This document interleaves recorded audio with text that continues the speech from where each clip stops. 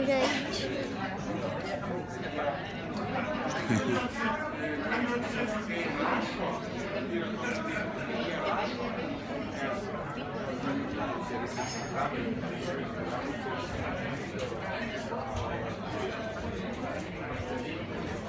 Boa noite, pessoal, sejam bem-vindos. Esse aqui é o Super Pedroca, o meu campeão, meu melhor amigão, professor Fabrício Bastos. Boa noite. Eu estou com um convidado aqui, eu e o Pedroca estamos com um convidado muito especial. Hoje eu abro esse Periscope muito especial aqui em Madrid, ao lado de um grande amigo, que eu já estava há algum tempo sem ver ele. Ele veio fazer o doutoramento aqui na Complutense de Madrid. E essa vida corrida, às vezes que eu estive aqui em Madrid no ano passado, retrasado, não consegui encontrá-lo. E hoje foi o dia de encontrar com ele, né? Ó, Fabrício aqui, Maurício empurrou o Leonardo na final. Empurrou mesmo. Empurrou, lógico. E eu tô com um dos maiores professores de direito empresarial do... Ó, já cantaram o teu nome aqui, hein? Já falaram o teu nome aqui, hein? Tá aqui do meu lado um dos grandes professores de direito empresarial do Brasil. Ícone, é amado, promotor de justiça, um cara incrível. Eu fiz um post agora no Instagram dizendo que, além de um grande promotor de justiça e um grande professor, ele é um grande amigo, é o pai de 3 filhos que ele cria com muito amor, é um exemplo de paternidade para todo mundo, é um grande marido da querida Renata, esposa dele, uma pessoa de bem, maravilhosa, amável, e é um grande amigo dos amigos. Todo mundo do meio acadêmico gosta dele. E eu falei, bicho, a gente tá junto aqui, a gente tem que fazer um Periscope together, eu e ele, para falar de empresarial e tributário. Eu vou abrir aqui a imagem com vocês. Já estão cantando a pedra aí. Está comigo aqui Juan Vasquez, doutorando pela Complutense de Madrid. Já é mais um título de doutoramento que volta para o Brasil, né? E ele é um grande amigo, passou no concurso do MP. A minha mãe está aqui, ó, feliz por vocês. Beijo, mãe. Beijo. Juan é da minha geração, a gente estudava junto, né? Na época, a gente fazia aula na FEMPERJ, NAMPERJ, 2001, 2002, a gente começou a dar aula ali. Juan passou no concurso, minha vida guiou para o mundo do empresariado de cursinho, e a amizade continuou e a gente dividiu muitas salas de aula nos últimos 15 anos. Hoje, Juan é professor do SERS, não é? Tá exclusivo, não tá no SERS? Professor do SES, trabalha com o professor Renato Saraiva lá. A gente, por questões de mercado, não está junto no mercado, mas a amizade é fantástica, é incrível e a gente se gosta muito. Marcelo Machado aqui te mandou um abraço, né? Renato Porto te mandou um abraço. Aqui, ó, Renato Porto aqui mandando um abraço. Renato Porto. Os professores todos entrando. Ó, galera, salve Juan. Pô, passou antes da unificação é sacanagem, né? Bernardão, câmera lá, ó, Bernardo Almeida, um abraço do grande flamenguista do F3, ó, das filmagens do Botafoguense. Lembra do Bernardo Botafoguense, o carequinha? Lembro. Daqui te mandando um abraço. Claudinha Barros Porto Carreiro, que Deus abençoe o Juan e família. Renato Porto, beijo. Fabrício Bastos, pô, que legal, cara, olha só. Marcelo, ó, Marcelo Machado, Juan, grande freguês. Não, Marcelo, você é vascaíno, você é eterno vice, eterno vice. Vascaíno. Porque ele sumiu do Periscope. Eu vou contar que ele me contou nos bastidores. O pessoal da faculdade estava ameaçando ele se ele ficasse muito no Periscope. Falou, ó, você tem que terminar o doutorado. O cara tá escrevendo 100 páginas por dia, galera. Tem noção do que é a produção científica do homem? Aí ele deu um tempinho no Periscope, mas já ele volta. Hoje ele vai voltar. Vai voltar aqui no Periscope do PB. A gente resolveu fazer uma rapidinha aqui, tá? Pra gente conversar sobre... Aqui, ó, professor Juan sumiu dos Periscopes. Saludos, Juan. Priscilinha, aluna nossa, queridíssima. Só dava aula em slides. Saudade dele no Periscope. Gui Correia. Fala, galera. Bale. Ó, o Nelson Gria aí, pô. O Nelson Gria é o cara que tava sempre assistindo as aulas no Todas, Periscope. ele tá em todas, Nelson ele tá em todas. Gria, Personagem conhecidíssimo. Também eu falava o nome errado também, o Odissan também, olha lá. Ela depois vai me corrigir ali, olha lá. Hello. Pô, galera, eu assisti um módulo inteiro de limitada com o Juan no Periscope, reciclei. Final do ano passado, o Juan tava na ativa. Aos pouquinhos a gente vai fazer uma campanha, volta Juan, bota a hashtag volta Juan, né? Aquele, Odiza Juan, aquelas coisas. Odiza, eu sempre falava Odissan, né? Então, galera, a gente resolveu entrar aqui para puxar um tema muito legal. Que bom ver esse carinho de todos vocês. O que é que eu vou pedir a galera toda? Vamos lá, o combinado de sempre. A partir, ó, Fabrício, volta Juan. Isso, o Juan no F3 não pode não, Bernardão. Senão o doutor Renato lá corta o pescoço do homem e manda jogar um míssel no F3. Não, deixa ele tá bem no Séries, deixa a Juanzão no Renato lá, tá tudo em casa e a amizade continua, né? Pessoal, vamos lá. O que é que eu vou pedir a vocês? 0 mensagens, muito coração para mim, para o professor Juan e para o professor Pedroca. Dá um tchau pra galera aqui, Pedroca. Oi. O professor Pedroquinha Barreto. Achado Juan, vem pro porta, essa porra da merda. Ó, paga essa porra aí, o Marcelo, Claudinha, essa porra da merda aí. Não fica com isso não, tá? E tá aqui, é um jantar de amigos, tem nada de mercado aqui não, tá? Juan tá feliz no... F3 Cláudio Calo, gostei, F3 é Cláudio Calo, meu amigo. Fala aí. F3 é Cláudio Calo, vocês estão em excelentes mãos. É isso aí, todo mundo amigo, irmão. Então, a gente vai agora entrar com responsabilidade do administrador, tudo bem? Então preste atenção, a gente vai falar sobre responsabilidade tributária do administrador. Vocês vão, 0 mensagens, se vocês puderem, convidem os seguidores. A gente está com a sala de aula aqui com 130 pessoas, o que muito nos orgulha, mas a gente pode aumentar esse quórum, né? Então, todo mundo bota no dedinho aqui, ó, e convidando os seguidores, compartilhem. Juan vai falar sobre quem é o administrador. Claudinha Barros Porto Carreiro já convidou os seguidores. Então, nosso amado professor Juan Vasquez começa, ele vai explicar quem é o administrador. E aí eu puxo para a responsabilização tributária desse administrador. Ele vai falar de administrador, sócio, essa diferença básica para calçar o raciocínio de vocês. E aí eu entro com a questão tributária com vocês, o grande ícone do direito empresarial, professor Juan Vasquez. Fala galera aí, pessoal, aluno do Pedro Barreto. Estamos aqui em Madrid, deu as honras de jantar. Amanhã tem jogo, né, Pedro? Amanhã tem jogo do Real Madrid, né? Rala Madrid! Rala Madrid. Então, galera, é o seguinte, muita gente, eu vejo isso, muitas perguntas, né? Embora seja básico, é importante a gente sempre lembrar que não se pode confundir sócio com administrador. Muitas vezes, o administrador de uma sociedade, ele é sócio. E às vezes você tem realmente essa coincidência. É o meu caso no portal. Como, por exemplo, o Pedro está falando aqui que é o caso dele no portal, que ele é sócio e administrador. Mas são duas situações diferentes, situações jurídicas, portanto, diferentes. Saludos desde México, um saludo para México. Então, já estou aqui. Tava falando em espanhol.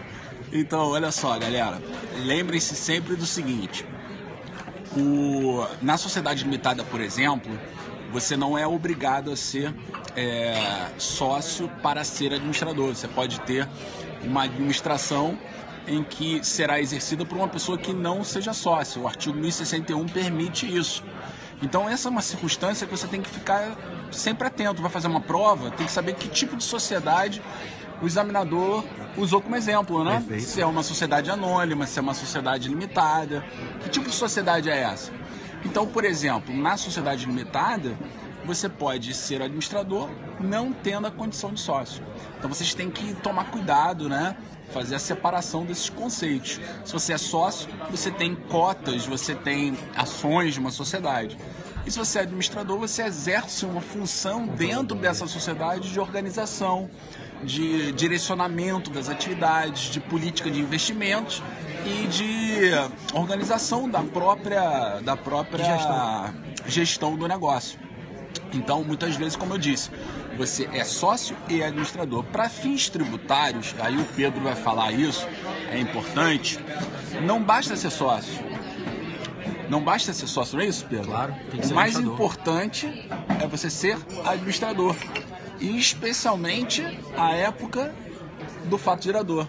Correto, Pedro? Perfeito. Então a gente tá chegando junto aqui. Então eu vou passar para o Pedro agora para vocês observarem que o mais importante então é vocês separarem esses conceitos de sócio e administrador. E para fins tributários, como o Pedro vai dizer agora, o mais importante é ser administrador à época do fato gerador. Vai lá, Perfeito. Pedro. Por quê, galera? Por quê? O CTN, ele traz uma norma que é uma das que mais cai nas provas. Caiu agora no concurso do Ministério Público do Rio, caiu recentemente na segunda fase do exame de ordem, caiu há pouco tempo atrás na PGE do Rio de Janeiro.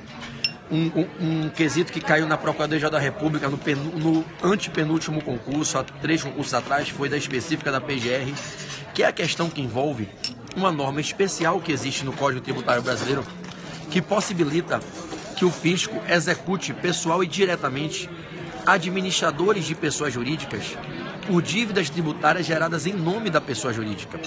Boa, Nelson Gria.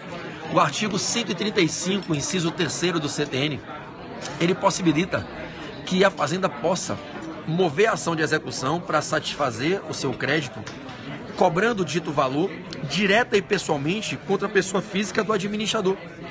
Uma dívida contraída em nome da PJ, podendo ser cobrada judicialmente contra a pessoa física do administrador, que normalmente nem sócio é. Imaginem vocês que o José foi contratado para, mediante um prolabore, exercer o cargo de administrador, praticando a gestão da Sociedade Limitada ABC. Nós estamos a cuidar de uma hipótese em que o Código Tributário Brasileiro edifica a norma que possibilita executar o José por dívidas tributárias contraídas em nome da PJ, PJ da qual muitas das vezes José sequer sócio é. Ele é um administrador contratado para geri-la, conduzi-la, assumir a função de orientação, gestão, supervisão, comando, e ele pode, com o patrimônio pessoal dele, ser responsabilizado por uma dívida da PJ. Aí você vai dizer, professor, por que existiria essa norma? Bom, não obstante uma controvérsia na doutrina, eu vou tomar posição de afirmar a vocês que essa norma ela tem um caráter punitivo. Ela é uma norma que revela uma inequívoca feição sancionatória.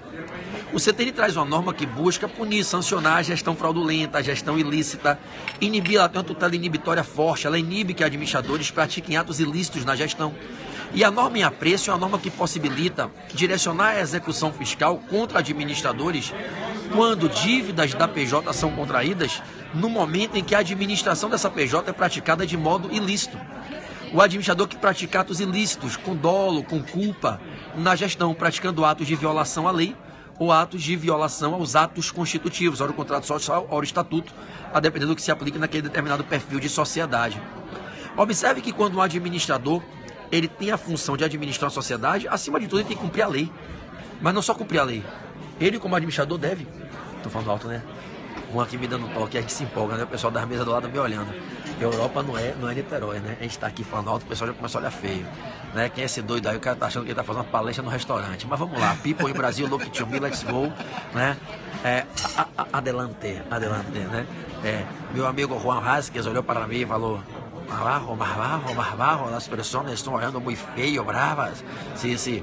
Entonces, prosseguindo, amigos, em Brasília, o que rola? Quando a gente está administrando uma sociedade, a gente tem que ter o cuidado de, primeiro, respeitar a lei. Segundo, respeitar os atos constitutivos da sociedade que a gente está administrando, porque ali estão os limites que a gente tem que se curvar. Só que, às vezes, administradores, pessoas físicas, evidentemente, exercem a gestão de modo ilícito, de modo fraudulento, conduzindo aquela pessoa jurídica, praticando comportamentos que, ora, os atos constitutivos não possibilitam ou a lei veda. E o que faz o CTN? Ele apresenta uma norma de caráter flagrantemente punitivo que permite ajuizar a ação de execução contra esse administrador para cobrar dele e imputar ele ao patrimônio pessoal dele a responsabilização pelos débitos fiscais, se esses débitos fiscais forem gerados num período em que esse administrador está administrando e praticando atos ilícitos na gestão. Observe o cuidado que o legislador tem e observem a ratio essência normativa, a inspiração da norma, de tentar ensinar as pessoas, não administrem de modo ilícito pessoas jurídicas no país. Gente, uma administração ilícita de sociedade, pessoas jurídicas no país, ela é prejudicial à economia, à geração de emprego, ao capital estrangeiro chegando no país, aos investidores terem segurança. Você teria segurança para investir num local em que os administradores das empresas, das sociedades empresárias, né, empresa objeto, agem de modo ilícito? Então existe uma norma que dá um recado: não administrem de maneira ilícita. Não se valham da condição de administradores para de modo ilícito exercerem a administração, porque vocês podem ser punidos, sujeitando o patrimônio pessoal de vocês a responder pelos débitos fiscais contraídos em nome da pessoa jurídica administrada. Então é como se fosse aquele fogo trocado. Se você quiser praticar ato ilícito, você vai assumir um risco. O seu patrimônio pessoal ficará exposto à possibilidade de responder por débitos da pessoa jurídica administrada. Então, se você quer se valer de estar na condição de administrador de uma PJ para, em razão desse cargo e dos acessos, da oportunidade que ele te proporciona, você tentar se beneficiar ilicitamente, praticando atos fraudulentos, atos ilícitos, violando a lei, violando o contrato de estatuto, possivelmente para obter propina, para obter vantagens, você pode colocar o seu patrimônio particular para risco. E observem, agora muita atenção, que o CTN faz é permitir uma execução direta e pessoal. E aqui a gente não fala de teoria maior, de teoria menor, de teoria inversa, teoria alemã, nada da desconsideração da personalidade. Nós estamos a cuidar de uma norma atípica, altamente dura, que permite a execução contra o administrador quando a PJ não está em fase de liquidação, não está em fase de dissolução, A PJ continua com seu patrimônio constituído e a PJ com patrimônio efetivamente constituído e a normal atuação não está em fase de dissolução, não está em fase de liquidação, o administrador pode ser responsabilizado e pode ter o patrimônio pessoal dele respondendo pelo débito. Aí você vai dizer, quando que isso é possível? Bom, para que a gente possa aplicar essa norma punitiva do artigo 135, inciso 3, é imprescindível que a gente acumule requisitos materiais, que são os requisitos fáticos, e requisitos formais, que são os de procedimento. Ou seja, eu tenho que ter os pressupostos fáticos presentes na situação para legitimar a aplicação da norma e, ao estar diante de pressupostos fáticos consumados que permitem a aplicação da norma, eu tenho que aplicá-la pelo procedimento correto. Quais são os pressupostos fáticos? E aí a gente falaria dos requisitos de ordem material, substancial, para que eu possa aplicar a norma do 135, inciso 3 do CTN, podendo responsabilizar pessoalmente o administrador. Os pressupostos fáticos são, preste atenção, o administrador tem que estar praticando o ato que comprovadamente é ilícito, comprovadamente é contrário à lei ou aos atos constitutivos da pessoa jurídica administrada com dolo ou culpa. É dizer, é preciso que nós tenhamos uma situação fática em que eu tenho um administrador que está gerindo a sociedade de modo ilícito, com intenção ou podendo evitar com evitabilidade. Dolo ou culpa. Se ele com dolo ou culpa está praticando atos ilícitos na gestão, ele está diante da situação fática que possibilita a aplicação da norma punitiva do artigo 135, inciso 3. Ele está praticando atos de infração à lei ou ao estatuto do contrato social com dolo ou culpa. Mas não basta esse ato infracional com dolo ou culpa. É imprescindível que, para que se possa responsabilizá-lo, se haja com o procedimento correto. E qual é o procedimento correto? Não é simplesmente escrever na dívida ativa e ajuizar a execução contra ele. Preste bem atenção agora, que é isso que cai em prova. Antes de se pensar em executá-lo, é imperioso que se faça uma notificação através de um lançamento contra ele e em nome dele. A administração precisa pegar o débito que está sendo gerado em nome da PJ e lançá-lo contra esse administrador pessoa física, para dar a ele a oportunidade de, concordar que ele praticou um ato ilícito e pagar. 2, concordar que praticou um ato ilícito e pedir um parcelamento. Em ambas as hipóteses, ele não é sujeito a uma execução, ele não é escrito em dívida ativa, ele não vai ter o patrimônio dele submetido à agressão pela constituição da penhora. Então eu tenho que lançar contra ele para dar ele, primeiro, a chance de pagar, segundo, de pedir parcelamento. Pagando, extingue o débito, não é executado. Parcelando, suspende a exigibilidade, não é executado. Mas a 2, eu tenho que lançar em nome dele contra ele o débito para que eu possa dar ele a chance do contraditório, a chance de se defender. Se eu não lanço contra ele, só lanço a dívida contra a PJ, como é que ele vai poder exercer o contraditório? Como é que eu posso executar amanhã esse cara contra quem eu sequer lancei a dívida e sequer dei ele a oportunidade de impugná-la e questioná-la alegando não ser devedor? Então, o requisito número 001, para caber a execução fiscal contra o administrador, aplicando o 135, inciso 3 do CTN, alegando que ele praticou ato ilícito na gestão com dolo ou culpa, é imprescindível, cuidado, isso na prova derruba muita gente, é imprescindível que se tenha feito um lançamento contra ele em nome pessoal dele. Se somente for lançada a dívida em nome da PJ, não se poderá inscrever esse administrador em dívida ativa. Agora, se eu lanço contra ele e ele não impugna e não paga, esgotando-se o prazo do pagamento da impugnação, aí eu posso inscrevê-lo em dívida ativa. Inscrito ele em dívida ativa, se ele não pagar e não fizer uma impugnação, essa dívida ativa dará ensejo, possivelmente, esse termo de inscrição dará ensejo a uma certidão de dívida ativa, essa CDA instrui a petição inicial e a Fazenda pode corretamente ajuizar a execução.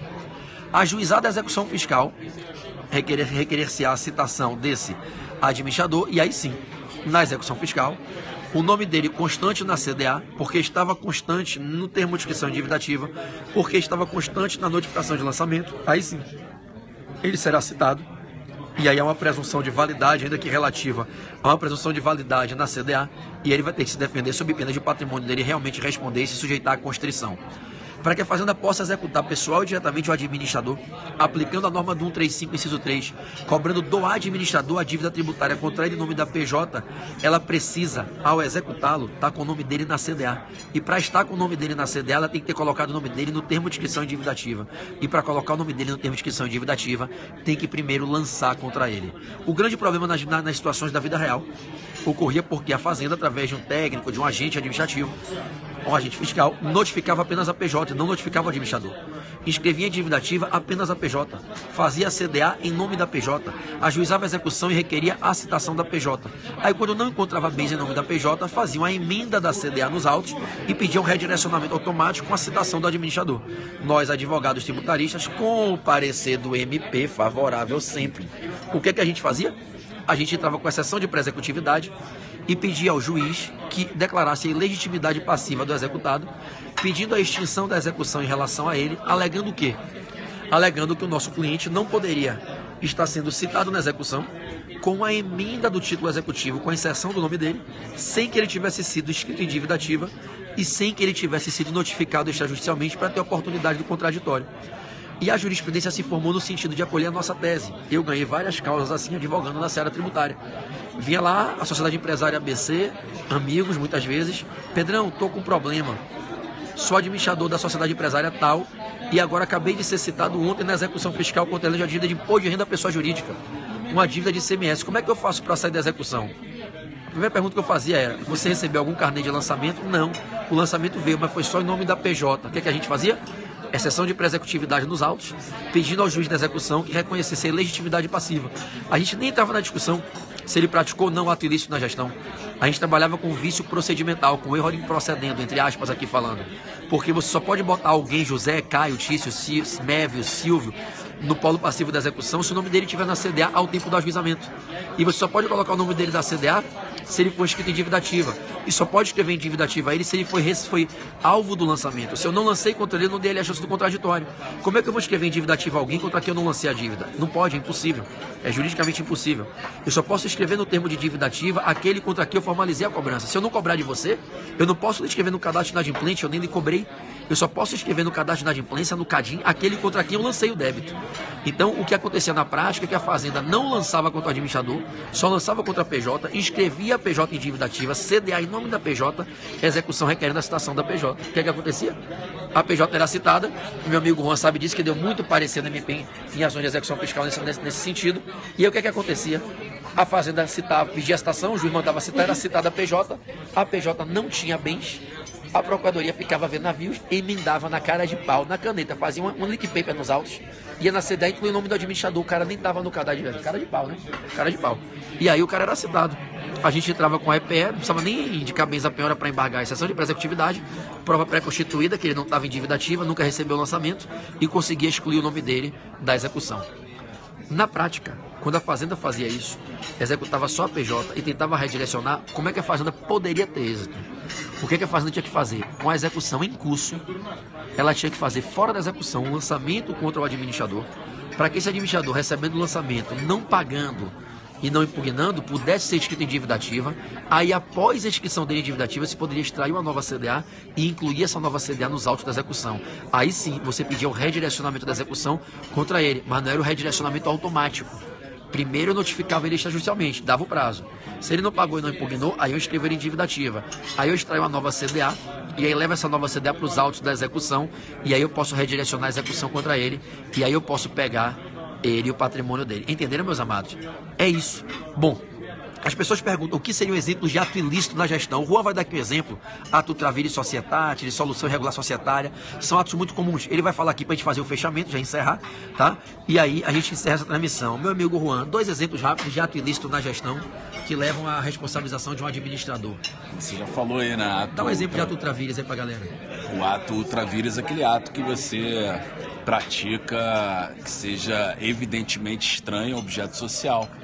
Você tem uma sociedade, obviamente ela tem um objeto social e ela tem que cumprir esse objeto social que está ali definido. Nosso amigo Marcelo Machado está aí ao vivo.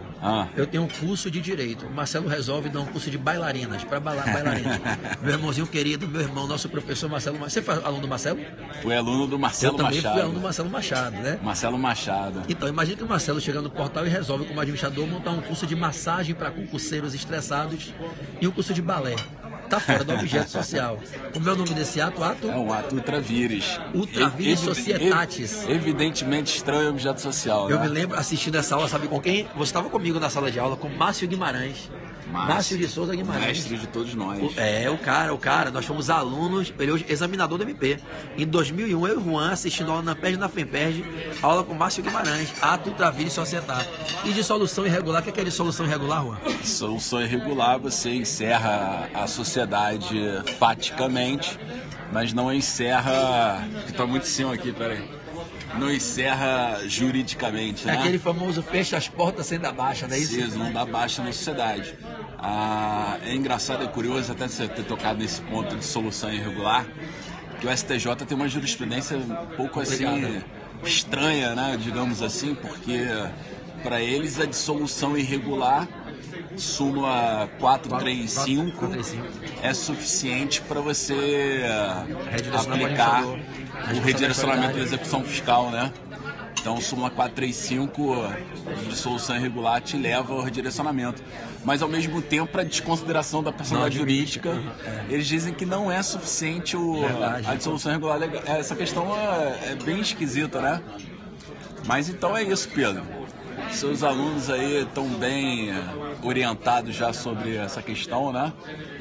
Eu estava falando isso aqui por quê? Porque são os exemplos mais comuns, mano. São os exemplos mais comuns de responsabilização pessoal dos administradores por dívidas tributárias.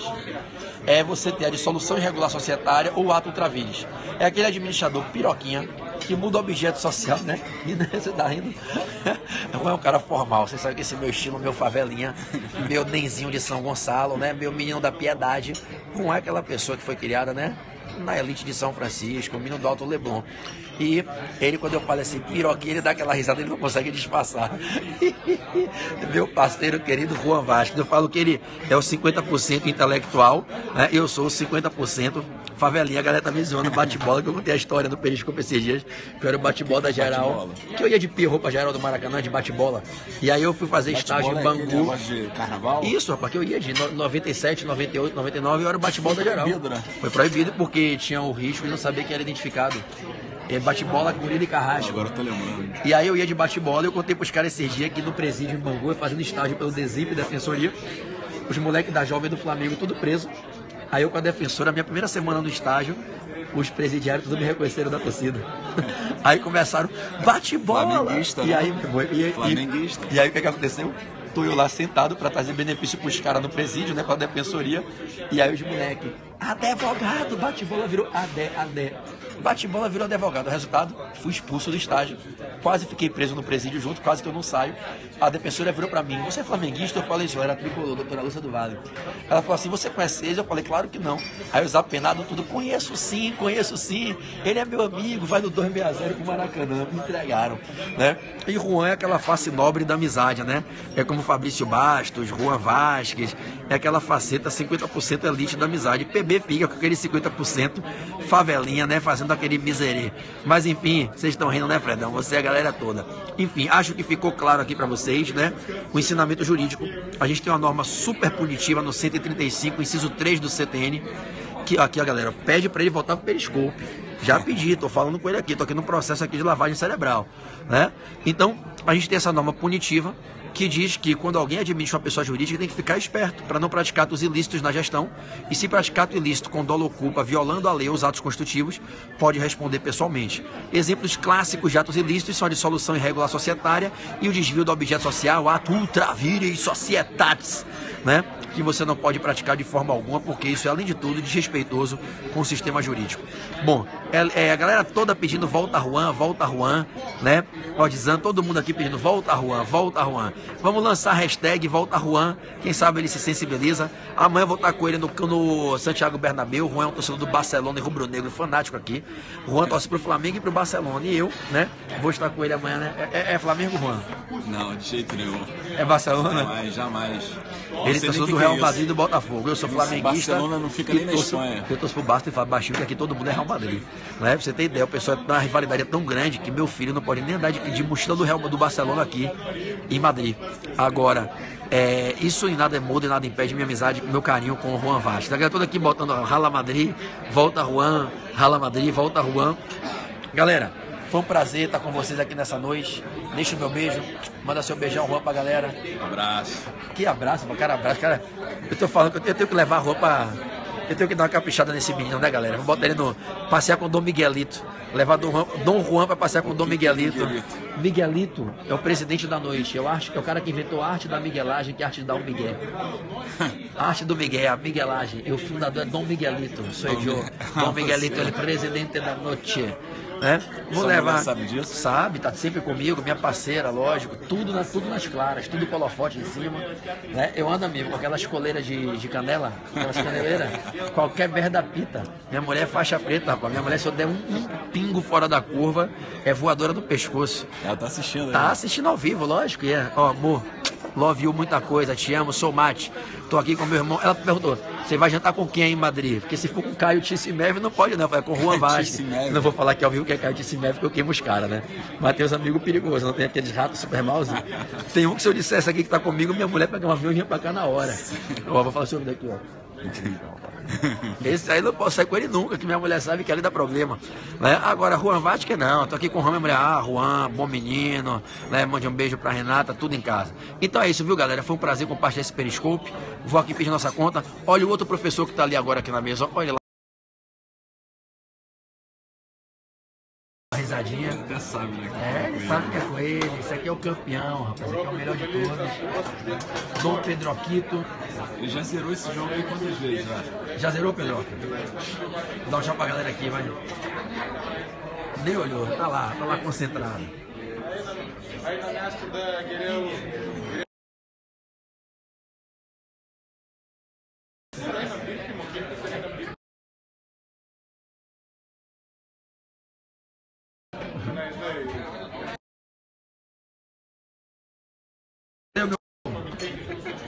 Desculpa, essa aqui não comigo. Ó, a galera perguntou, cadê o Bento? Bento tá em casa, tá com o Bernardo, estão todos em casa. Galerinha, valeu, obrigado pela companhia nesse jantar. Mais tarde eu vou puxar outro Periscope lá do hotel, mas vai ser só papo de coach, só adrenalina, só motivação na madrugada, beleza? Quem tiver a fim de receber uma overdose de motivação, 1000 megatons, milhões de rajadas de motivação. Ó, Isabelle Gravatar, Beli, te amo. Mais tarde eu volto aqui, tá bom? Beijo a vocês todos. Isabelle Gravatar, minha prima, somos primos.